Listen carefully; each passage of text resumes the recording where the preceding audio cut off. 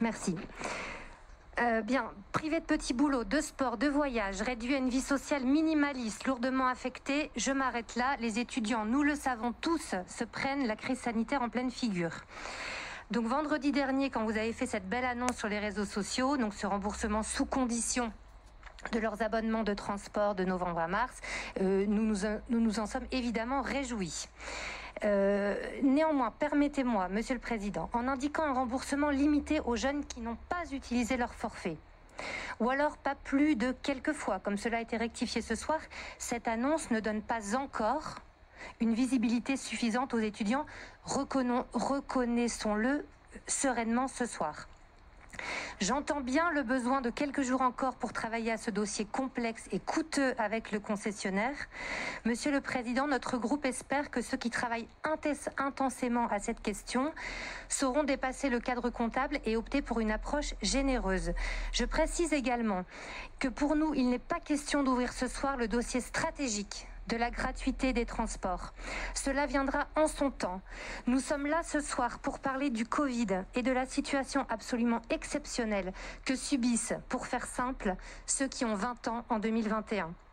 Ils méritent mieux que le spectacle de la politique politicienne contenue dans certaines interventions. Donc, notre temps de parole, nous avons décidé de l'utiliser à vous proposer d'autres moyens d'action. Vous l'évoquiez vous-même en introduction. Ce que nous proposons, c'est d'élargir de toute urgence notre aide aux étudiants. Notre conseil ce soir, n'en déplaise peut-être à Madame Aubry qui voulait que nous passions rapidement, eh bien non, notre conseil ce soir ne peut pas n'y passer que quelques instants. Notre groupe est prêt à participer à toute initiative ou groupe de travail que vous proposeriez d'ouvrir pour les étudiants. Alors, ce remboursement bienvenu, cette respiration budgétaire, nous aurions tort de nous y limiter. Ce que nous devons chercher à faire, chers collègues, c'est de faciliter la vie des étudiants, de faciliter leur déplacement, de simplifier leur mobilité. Il faut soutenir le peu de moments de rencontre qu'ils ont. Une seule journée de cours en présentiel, pour beaucoup. Il faut absolument lutter contre leur très gros souci qui arrive juste après la galère financière, qui est l'isolement. Il me reste deux, trois petites minutes. Nous avons simplement 5 autres pistes déjà à mettre sur la table de ce conseil. 1. À la base de la pyramide des besoins, il y a se nourrir. Les repas à 1 euro en click and collect pour les étudiants, ça marche. Mais des initiatives complémentaires voient le jour pour aider les jeunes à remplir leur frigo. Apportons notre soutien à ces initiatives. Les associations sont débordées de nouvelles secrets comme Student Eat. Le besoin d'aide alimentaire est effectivement fort. 2. Les entreprises diminuent actuellement les durées de stage afin de faciliter les accès. Les organisations patronales se bougent en ce sens. Si les jeunes ont la chance de pouvoir trouver un stage dans le marasme actuel, ce ne sera pas forcément un stage de plus de 2 mois. Or, vous le savez, c'est la durée minimale pour être indemnisé. Et si nous incitions les entreprises de la MEL à mieux indemniser ces stagiaires.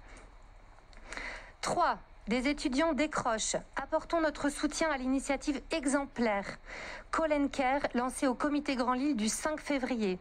Très belle occasion de favoriser le rapprochement entre des jeunes qui n'y croient plus, qui ne demandent plus, et des salariés des entreprises du territoire. 4. La MEL est terre d'accueil. Il y a des étudiants encore sur notre territoire, des étudiants étrangers esseulés. Leur faire connaître malgré tout leur nouvel environnement, les accompagner. Voici aussi une cause à soutenir. Enfin, nous pourrions aussi parler des solutions pour leur faciliter l'accès au sport. Il y a actuellement une urgence sportive pour nos jeunes. Qu'est-ce que ça va être après cette crise avec déjà un pays dont nous savons nous savons que la France est au 110e rang mondial, que 80% des jeunes ne pratiquent pas suffisamment de sport selon l'OMS. Les jeunes actuellement sont cloîtrés des week-ends entiers. Le sport, c'est la santé. C'est majeur pour garder le moral et l'estime de soi. Voilà, j'en ai terminé. Vous l'aurez compris, c'est à une mobilisation générale pour les étudiants de la métropole que le groupe Métropole Avenir vous invite. Les jeunes, voilà une grande cause métropolitaine. Merci.